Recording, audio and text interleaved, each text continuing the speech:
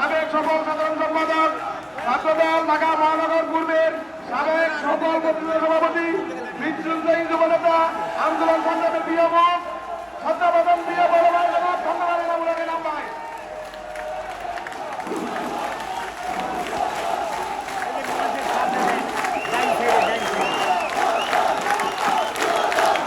ভাই এই সাইডটা দেখবে জায়গা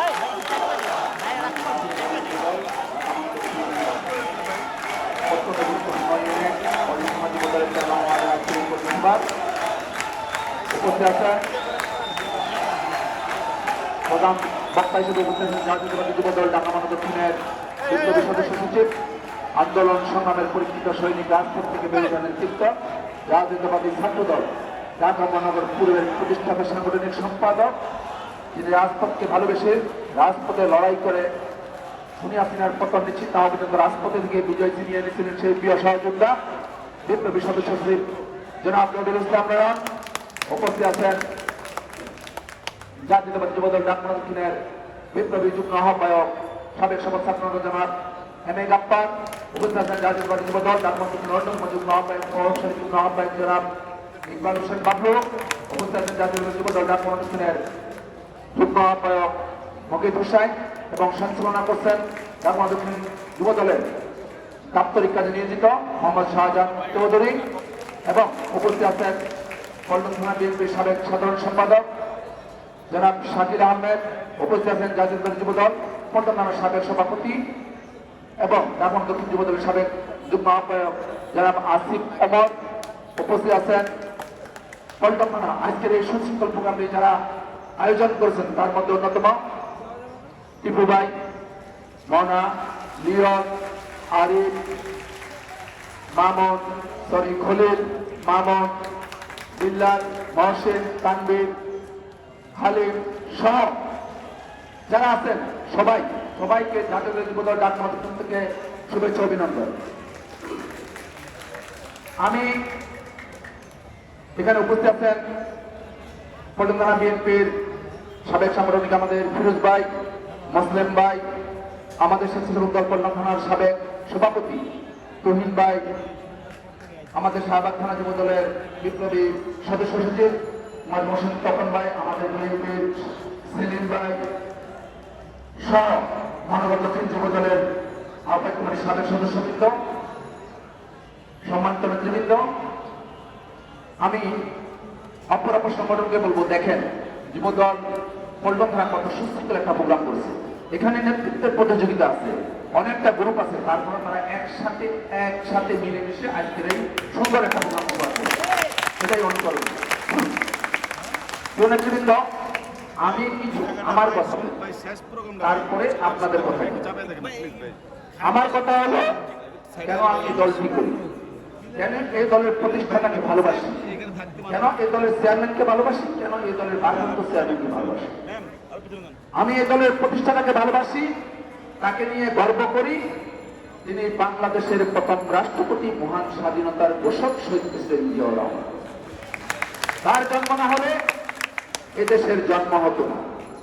25শে মার্চ পাকিস্তানি হানাদার বাহিনী যখন নির্বিচারে বাংলাদেশের গণহত্যা শুরু করলো, যারা স্বাধীনতার স্বপ্ন দেখিয়েছিলেন, যারা স্বাধীন ভূখণ্ডের কথা বলেছিলেন, জনগণকে, ছাত্র সমাজকে রাজপথে নামিয়েছিলেন, তারা রাতের আধারে সীমান্ত দিয়ে সবাই পালিয়ে গেলেন। আর একজন যিনি বড় বড় কথা বলতেন, সেই শেখ মুজিব পাকিস্তানিদের কাছে আত্মসমর্পণ করলেন।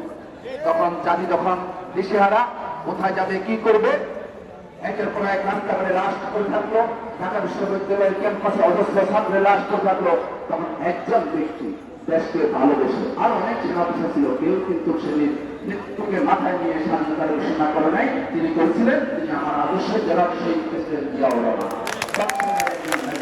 তিনি বলছিলেন ওই রিপোর্ট, সেই রিপোর্টের পরে তিনি স্বাধীনতার ঘোষণা করেছিলেন। আমি মেজর জিয়া বলছি, আমি বাংলাদেশের স্বাধীনতা ঘোষণা করছি। তখনই সারা বাংলাদেশের মানুষ ঘুরে দাঁড়ালো, ছাত্ররা ঘুরে দাঁড়ালো, যা কিছু আছে রুখে দাঁড়ালো পাকিস্তানিদের বিরুদ্ধে।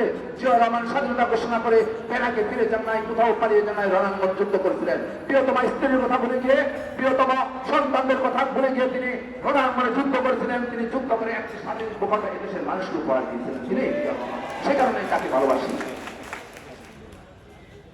তিনি জিয়াউর রহমান ফেরাকে ফিরে গেলেন, রাজনীতিবিদদের হাতে ক্ষমতা ছেড়ে দিলেন। পরবর্তীতে যারা স্বাধীনতার কথা বলছিলেন, যারা গণতন্ত্রের কথা বলছিলেন, সুশাসনের কথা বলছিলেন, ন্যায় বিচারের কথা বলছিলেন, তারা দেশে শাসন শুরু করলেন। স্বাধীনতার পর পর তারা ৭২-এ বাংলাদেশের প্রথম নির্বাচন আসলো। সেই নির্বাচনে স্বাধীনতার দাবিদার শেখ মুজিব দেখলো তার পরাজয় হতে পারে, একটি মাত্র দল থাকা সত্ত্বেও জাসদকে চ্যালেঞ্জ করে তিনি নোয়াখালী থেকে হেলিকপ্টার দিয়ে ভোটের বাক্স চুরি করলেন। আর ভোট চুরির ইতিহাস ৭২ সাল থেকে শুরু হয়ে গেল। যখন এদেশের মানুষ দেখলো তাদেরকে গণতন্ত্রের কথা বললো, গণতন্ত্রের কথা ভুলে গিয়ে শেখ মুজিব সব রাজনৈতিক দলকে নিষিদ্ধ করে একটি রাজনৈতিক রাখ লাগলো, সেটি হলো বাদশাহ। সকল পত্রিকার মুখ বন্ধ করে দিল। তার অনুগত ৩-৪টি পত্রিকার রাখে, বাকি সব পত্রিকা বন্ধ করে দিল। তখন সবার মধ্যে ক্ষোভের সৃষ্টি হলো, অসন্তোষ সৃষ্টি হলো। আর তার কুলাঙ্গার সন্তান শেখ কামাল জামাল ব্যাংক ডাকাতির উৎসবে মেতে উঠল। শেখ ফজলুল মনিকে নিয়ে তারা ব্যাংক ডাকাতি শুরু করলো, অন্যের স্ত্রীর উপর নগ্ন দৃষ্টি ধারণ করলো। তার পরিণতি হলো কি, যখন মেজর ডালিম, মেজর ফারুক, কর্নেল রশিদের স্ত্রীকে যখন কটাক্ষ করলো, কুরুচিপূর্ণ বাক্য উচ্চারণ করলো, তারা শেখ মুজিবকে বিচার দিলেন, আপনার ছেলে সীমা লঙ্ঘন করছে, দেখেন। শেখ মুজিব বলল দেখবো, কিন্তু দেখেন নাই। তার পরিণতি হলো 15ই আগস্ট। এই বিক্রম, এই মুক্তিযোদ্ধা সেনা অফিসাররা ছিলেন, শেখ মুজিব সহ তার পরিবারকে সমুচিত শিক্ষা দিয়েছিলেন। আমি বলবো কর্নেল ফারুক, রশিদ, তারাই ছিল জাতির শ্রেষ্ঠ সন্তান, জাতিকে উদ্ধার মাধ্যমে। আসলো 4ই আগস্ট, আবার কর্নেল তাহের, মেজর জলিল, খালেদ মোশাররফরা ষড়যন্ত্র করলেন, জিয়া রহমানকে বন্দী করলেন। কারণ তারা জানে জাতির দুঃসময়ে জিয়া রহমান আবার হাল ধরবেন, সেই জন্য জিয়া রহমানকে বন্দী করলেন। কিন্তু এদেশের সিপাহী জনতা বলল, সিপাহীরা বলল, এই মুহূর্তে যে একটি জাহাজে যখন ক্যাপ্টেন থাকে না, তখন জাহাজটি যখন দিশারা হয়ে থাকে, তখন বাংলাদেশের অবস্থা ছিল 75 পরবর্তীতে এইটুকু। তখন সিপাহীরা বলল জিয়া রহমান ছাড়া আর কোনো উপায় নাই এই জাতির জন্য। তখন সিপাহী বিপ্লবের মাধ্যমে 7 নভেম্বর জিয়া রহমানকে বন্দিশালা থেকে মুক্ত করে বাংলাদেশের দায়িত্ব হস্তান্তর করা হলো রাষ্ট্র পরিচালনার জন্য। জিয়া রহমান 7 নভেম্বর থেকে রাজনীতিবিদদের সাথে বৈঠক করে 78 সালে বিএনপি প্রতিষ্ঠা এবং যুবদল প্রতিষ্ঠার মাধ্যমে মাত্র 3 বছরে সারা বাংলাদেশে আনাচে কানাচে ঘুরে দিয়ে রূপসা থেকে পাথুরিয়া, টেকনাফ থেকে তেঁতুলিয়া, মাইলকে মাইল হেঁটে এদেশের মানুষের মন জয় করে মাত্র 3 বছরে 50-60 বছর রাজনীতিবিদদেরকে পরাজিত করে সর্বকালের সর্বশ্রেষ্ঠ দেশপ্রেমিক রাষ্ট্রপতি হিসেবে তিনি ইতিহাসে দান করে দিলেন। তিনি একজন ক্ষণজন্মা মহাপুরুষ, ওনাকে আমি ভালোবাসি, তাকে ভালোবাসি, তার দলকে আমি সমর্থন করি এবং এই দলে অংশগ্রহণ করি। বিপদগামী কিছু সেনা অফিসার এবং দেশি বিদেশি ষড়যন্ত্রের মাধ্যমে বাংলাদেশকে থামিয়ে দেওয়ার জন্য 81-র 30 মে জিয়া রহমানকে শাহাদাত বরণ করতে হলো। পরবর্তী সময়ে বাংলাদেশের সামরিক নেতা হোসেন মোহাম্মদ এরশাদ বিচারপতি আব্দুল সাত্তারকে বন্দুকের নল দিয়ে ঠেকিয়ে ক্ষমতা দখল করে। তখন আবার রাজনীতিবিদরা বলল, বাংলাদেশের উপর আবার কালো ছায়া এসেছে, দেশের হাল কে ধরবে? সবাই একত্রিত হয়ে বেগম খালেদা জিয়ার দ্বারস্থ হলো।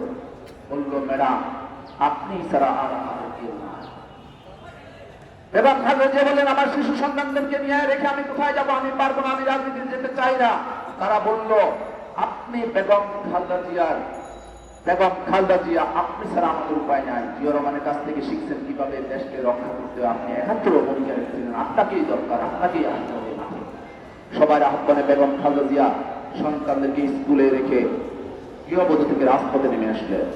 আপসীর নেতৃত্বের মাধ্যমে 9 বছর লড়াই করে এই খুনি, এই সরাসরি এরশাদকে পতন করে বাংলাদেশের মানুষকে সংসদীয় গণতন্ত্র উপহার দিয়ে তিনি বাংলাদেশের প্রথম নারী প্রধানমন্ত্রী হিসেবে নির্বাচিত হন। এই কারণে বেগম খালেদা জিয়াকে ভালোবাসি, এই কারণে বেগম খালেদা জিয়া আমার আদর্শের জননী, তিনি mother of democracy Begum Khaleda Zia. Begum Khaleda Zia তোলা ইঞ্জুরি থেকে বাংলাদেশকে ইমার্জিং টাইগারের রূপ দিয়ে সারা বিশ্বের দরবারে বাংলাদেশের মুখ উজ্জ্বল করেছিলেন। তিনি সংসদীয় গণতন্ত্র উপহার দিয়েছিলেন, তিনি আপোষী, তিনি কখনো আপোষ করেন না। দীর্ঘ 7.5 বছর একটা মিথ্যা মামলা দিয়ে তাকে গ্রেপ্তার করে জেলে রাখা হলো। তারা চাইছিল বেগম খালেদা জিয়া আপোষ করবে, তাদের সাথে কথা বলে, তিনি বলছেন ন, কোন স্বৈরশাসক, কোন বোর্ড চোরের সাথে আমি আপোষ করতে পারি না। এটাই বেগম খালেদা জিয়া, এই কারণেই বেগম খালেদা জিয়া আমার আবশ্যক। বেগম খালেদা জিয়াকে বন্দী করে বিএনপিকে প্রস্তাব, বিএনপিকে ভেঙে টুকরো টুকরো করার যারা ষড়যন্ত্র করেছিল, তারা ভুল করেছিলেন, তারা বুঝতে পারে নাই বেগম খালেদা জিয়ার একজন যোগ্য উত্তরসূরি জ্যেষ্ঠ সন্তান তারেক রহমান এখনো বেঁচে আছে। তিনি সুদূর প্রবাসে বসে বিএনপিকে সুসংগঠিত করে ঐক্যবদ্ধ করে এই মাফিয়া ভোট চোর সরকারের বিরুদ্ধে লড়াই শুরু করলেন।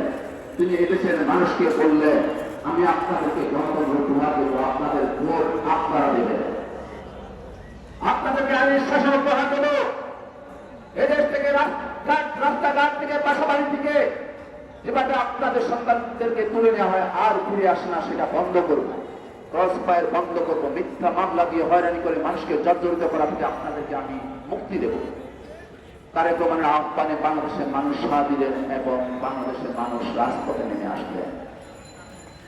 তিনি যখন যেখানে বন্যা প্রবৃত্ত মানুষ আক্রান্ত হলেন, ক্ষতিগ্রস্ত হলেন, অসাধ্য বোধ করলেন, তখন তারেক রহমান আমাদের দল বিএনপি সহ সকল অঙ্গ সংগঠন নির্দেশ দিলেন বন্যার্ত মানুষের পাশে দাঁড়াতে। আমরা দাঁড়ালাম মানুষের পাশে।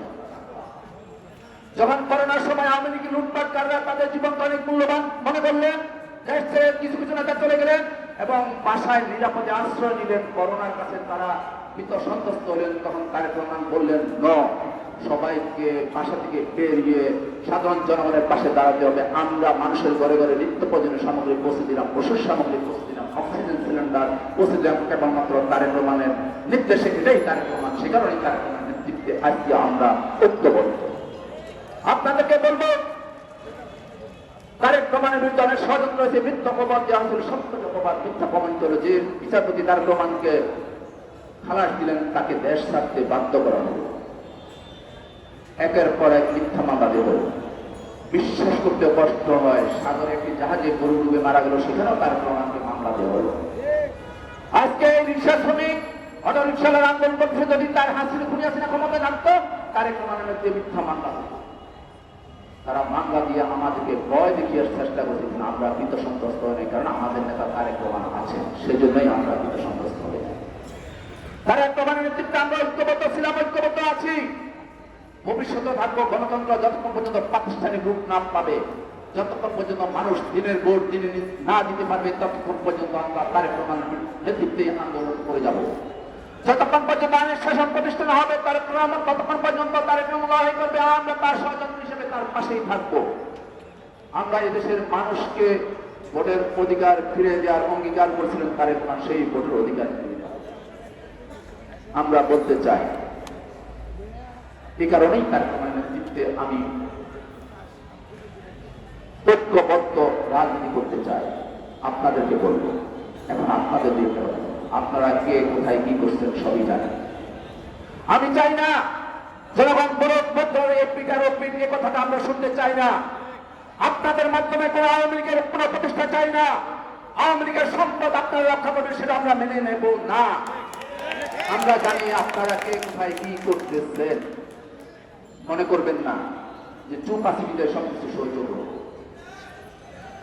আমরা সহ্য করব না। কিন্তু আবার বলতেছি, শিলাকে এমন করবেন না। প্রথম কোথায় আওয়ামী লীগকে নিয়ে বসতেছেন আমরা জানি। আমার সহযুক্ত রক্তের বিনিময়ে অর্জিত গণতন্ত্র এই মাফিয়া সরকারকে এজন্য এত সহযোগিতা পান দেয় নাই। এত বছর যৌবনের উজ্জ্বল সমুদ্র কারাগারের অন্ধকার প্রকোষ্ঠে আমরা ধারণ করি নাই। আমি বলবো, আপনাদের যৌবনের অনেক মূল্যবান সময় কারাগারের অন্ধ প্রকোষ্ঠ ছিল, অনেক কষ্ট ছিল, কান্না বেরিয়ে পড়েছিলেন, কত নিদারুণ কষ্ট ছিল। মা বোন কারোকে দেখা করতে গেলে কত নির্যাতিত হয়েছে। কোর্টের বারান্দায় ঘুরেছেন, মাসকে মারি বলে গেলে চলবে না। কোথা থেকে হঠাৎ করে আপনারা চালাক পেলেন? কার সাথে ঘুরতেছেন? সংগঠন করেন যুবদল, যুবদলের নিয়ম কানুন মেনে চলতে হবে।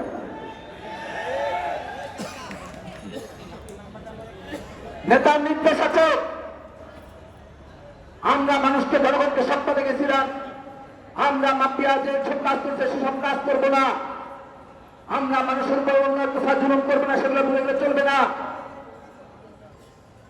আপনাদেরকে মনে রাখতে হবে, আমাদের নেতা তারেক রহমান নির্দেশ দিয়েছে, কোন অন্যায়কারীকে যুবদল করতে দেওয়া হবে না, কোন অসৎ কাজের সাথে যারা জড়িত থাকবে তাদেরকে যুবদল করতে দেওয়া হবে না। ভারপ্রাপ্ত চেয়ারম্যান তারেক রহমান এই দেশের মানুষকে